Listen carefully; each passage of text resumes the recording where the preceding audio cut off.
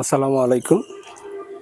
খুবই গুরুত্বপূর্ণ একটা কলম কোবলা যদি টয়লেটে পড়ে সেক্ষেত্রে কি সমস্যা হইতে পারে। যেমন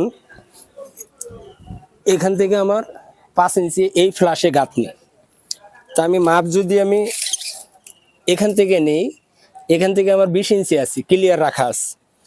কিন্তু সমস্যাটা হয়েছে আমার তো কমর পড়বে এই, তাহলে আমার এই কলমে আরও টাইলস হওয়ার পরে কিন্তু প্রবলেম।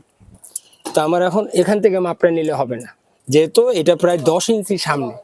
যদি 2-3 ইঞ্চি থাকতো, 4 ইঞ্চি থাকতো, তাহলে কিন্তু এই মাপটা ঠিক আছে।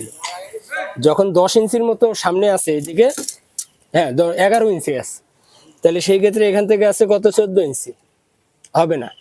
এখান থেকে নিতে হবে এটা 16 ইঞ্চি লাস্ট মাপ। 16 ইঞ্চি নিচে নেওয়া যাবে না, 16 ইঞ্চির ওপরে 17, 18 যদি জায়গা থাকে। এখন কি করতে হবে, এখান থেকে এখানে প্রায় 34 ইঞ্চি আছে, এই 34 ইঞ্চির মিডিলে দিলে আমার দুই পাশে ক্লিয়ার আইসা পড়লো, ক্লিয়ার। তো এই ব্যাপারটা আমি একটু শেয়ার করলাম এখানে যে কাজটা করা হয়েছে। তো আশা করি যে ব্যাপারটা বুঝতে পারবেন।